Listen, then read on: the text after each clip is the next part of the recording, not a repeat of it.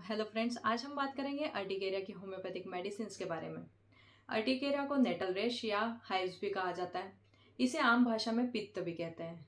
तो सबसे पहले हम जानेंगे कि इसके कॉजेस क्या है, कौन सी होम्योपैथिक मेडिसिन है जो आपको लेना है, कितनी पोटेंसी में लेना है और कब तक इसे रिपीट करना है। तो चलिए हम जानते हैं कि इसके कॉजेस क्या है। सबसे पहला जो कॉज है वो है फूड एलर्जी। किसी स्पेसिफिक फूड से अगर आपको एलर्जी है, जैसे मिल्क हुआ, एग्स हुआ, फिश हुआ, तो उसके कारण आपको अर्टिकेरिया हो सकता है। दूसरा जो उसका मेन कॉज है वो है या तो ज़्यादा हीट या ज़्यादा कोल्ड से भी कुछ लोगों को अर्टिकेरिया होता है। तीसरा जो इसका कारण है वो है एक्सरसाइज। कुछ लोगों को एक्सरसाइज करने से भी अर्टिकेरिया होता है। कुछ लोगों को इंसेक्ट बाइट या कुछ मेजर इलनेस होने के बाद में भी पित्त होता है। और कुछ लोगों को पर्टिकुलर मेडिकेशंस, जैसे कि इन्फ्लामेटरी ड्रग्स आपने लिया है, उसके बाद में भी आपको अर्टिकेरिया हो सकता है। कुछ लोगों को सनलाइट में जाने से भी अर्टिकेरिया होता है। स्ट्रेस भी इसका एक मेन कारण है। कोई पर्टिकुलर अगर आपको स्ट्रेस जो है लंबे समय तक रहता है तो भी आपको अर्टिकेरिया हो सकता है। और बहुत सारे ऐसे कॉजेस हैं जिसके कारण आपको पित्त हो सकता है। तो चलिए अब हम जानते हैं कि कौन सी ऐसी होम्योपैथिक मेडिसिन है जो अर्टिकेरिया को ठीक कर सकती है। तो सबसे पहली जो मेडिसिन है वो है एपिस मेलिफिका। एपिस मेलिफिका को आपको उन कंडीशंस में लेना है जहाँ पर अगर आपको इंसेक्ट बाइट हुआ हो, उसके बाद में आपको पित्त हुआ हो, या दूसरे जो लक्षण हैं एपिस के वो है कि आपको एकदम से एक्यूट रैशेस हुए हो, जिसमें आपको बहुत ज़्यादा जलन या बहुत ज़्यादा चुभने जैसा दर्द हो रहा हो, या फिर उसको हाथ लगाने से भी आपको पेन हो रहा हो। ये जो रेशेस रहते हैं ये बिल्कुल बी स्टिंग जैसे रहते हैं। जिस तरह से मधुमक्खी काटने के बाद में आपको रेशेस होते हैं, उस तरह से आपको अर्टिकेरिया होता है। तो एपिस उन केसेस में भी अच्छी है जहाँ पे रात के समय पे आपको अगर इंटेंस इचिंग होती है, तो एपिस मेलिफिका 30 2 बूंद सुबह शाम 6 महीने तक अगर आप कंटिन्यू करते हैं तो आपका अर्टिकेरिया बिल्कुल ठीक हो जाएगा। दूसरा जो मेडिसिन है वो है अर्टिका यूरेंस। अर्टिका यूरेंस उन केसेस में अच्छी मेडिसिन है जहाँ पे आपको हर साल अगर अर्टिकेरिया उठता हो, पित्त की परेशानी होती हो, तो अर्टिका यूरेंस आप ले सकते हैं।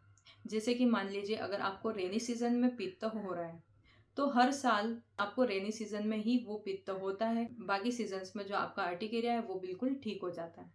तो इस केस में अगर आपको बहुत ज़्यादा जलन और बहुत ज़्यादा जलन के साथ में ईचिंग हो रही हो, तो अर्टिका यूरेंस बहुत अच्छी मेडिसिन है इस कंडीशन के लिए।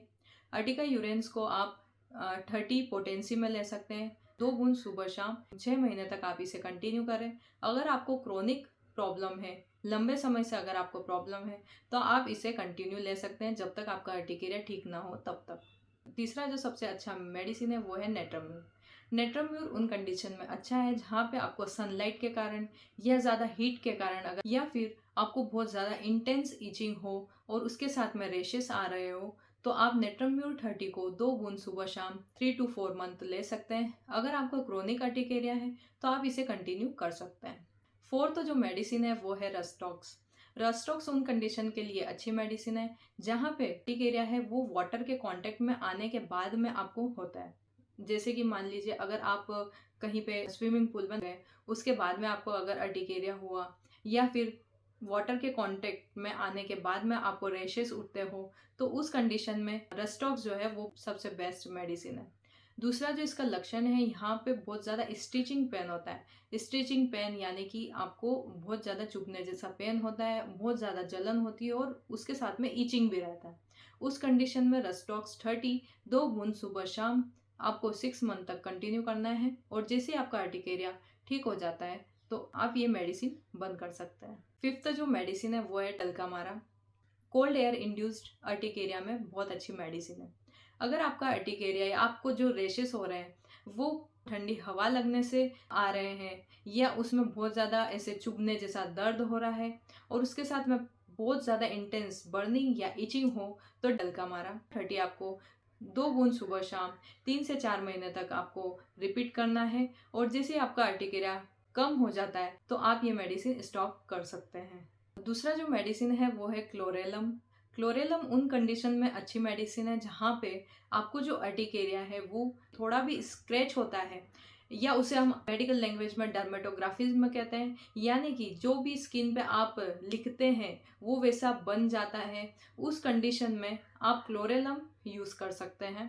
क्लोरेलम की जो लक्षण है वो है कि अगर आपको बहुत ज़्यादा इचिंग हो रही हो, इतनी इचिंग हो रही हो कि जाके बिल्कुल ब्लड निकल रहा है, ऐसी कंडीशंस में, या फिर थोड़ा भी स्क्रैच होता है कहीं पे, या कहीं पे प्रेशर पड़ने से आपको अर्टिकेरिया हो रहा हो और उसमें बहुत ज़्यादा पेन हो, तो क्लोरेलम 30 आपको 2 बूंद सुबह शाम लेना है। और ये मेडिसिन तब तक कंटिन्यू करना है जब तक आपका अर्टिकेरिया ख़त्म ना हो। नेक्स्ट जो मेडिसिन है वो है कोनियम। कोनियम उन केसेस में अच्छी मेडिसिन है जहाँ पे हैवीली अगर एक्सरसाइज करने के बाद में आपको अर्टिकेरिया हो रहा हो, तो कोनियम सबसे बेस्ट मेडिसिन है। कोनियम 30 आपको 2 बूंद सुबह शाम लेना है। इसे भी 3 से 4 महीने तक लेना है, और अगर आपका अर्टिकेरिया कम हो जाता है तो इसे बंद कर देना है। नेक्स्ट जो मेडिसिन है वो है कोपाइवा। कोपाइवा उन कंडीशंस में अच्छी है जहाँ पे आपको अर्टिकेरिया जो है वो लंबे समय से हो रहा है, या फिर क्रोनिक अर्टिकेरिया कह सकते हैं। क्रोनिक अर्टिकेरिया की कंडीशन में कोपाइवा 30 आपको 2 बूंद सुबह शाम लेना है, और आप इसे तब तक लीजिए जब तक आपका अर्टिकेरिया ठीक नहीं होता है।